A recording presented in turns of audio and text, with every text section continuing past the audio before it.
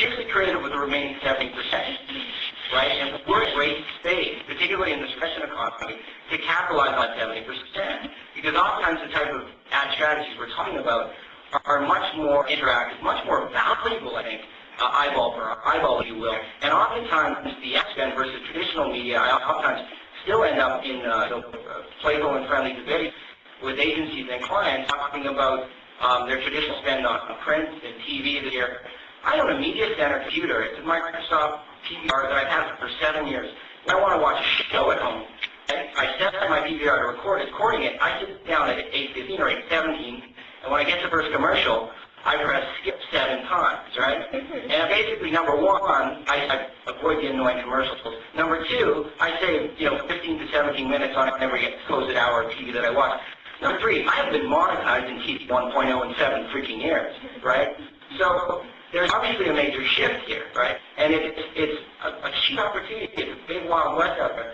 And if you get in there and have a good idea and build those relationships within all 3 of those channels, it's a challenge, let me tell you. But if you can own all 3 of those, you can get your content funded, get your idea funded, and do a good job for an ad. But ultimately, somebody has to pay for this content too. And ideally, we're even at the point where we can be pretty selective about the people we work with as well, which is great.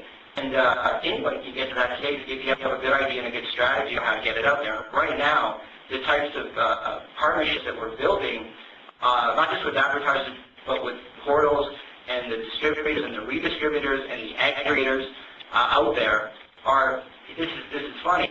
Every single one is different. Every single one, some of them want you to pay them. Some of them have 28 splits.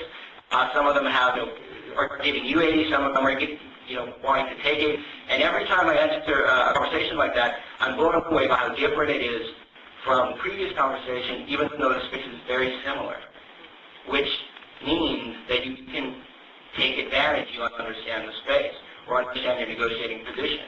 And ultimately, today's Facebook is yesterday's Friendster, so I personally think that there's a strong argument for filling all these channels with content.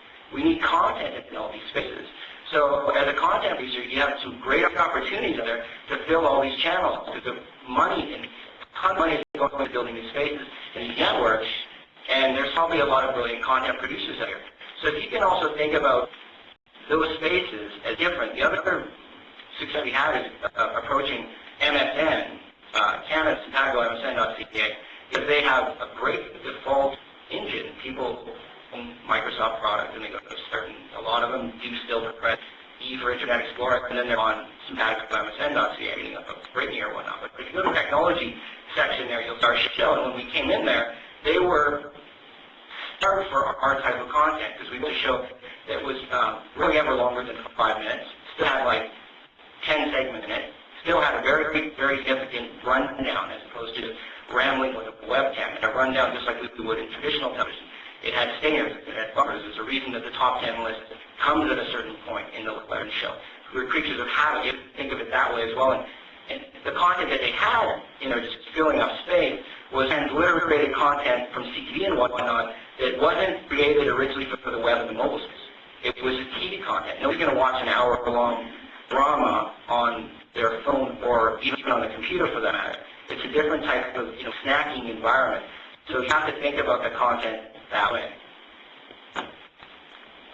Thank you.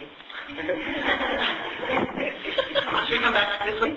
Ariel, do you want to talk about? I'll be a little bit shy. It's interesting. I mean, if you can start paying attention to this, it would be good to map it out. But but there are a few main ways that people make money, and there are variations, right? So we've heard an advertising model back end, and Emil has quite a different one. Yeah. So by shorter, the unique products. Bradley's done some really great things, and actually, what makes Bradley's company so great is that they're creating really good content. And I firmly believe that people will pay for good content. And new media is great, YouTube, but there's one problem there, is that there's a lot of crappy content being created, and it's becoming really confusing for advertisers to figure out what to pay for. When we started off our business, we started Canada with the same ad-sponsored free content model, where we thought people would generate all these SMS campaigns, and then we would happily find advertisers that would want to sponsor that type of content. The reality is very hard to control that content and to drive something that is really valuable back to the advertiser, something totally different what Bradley's doing right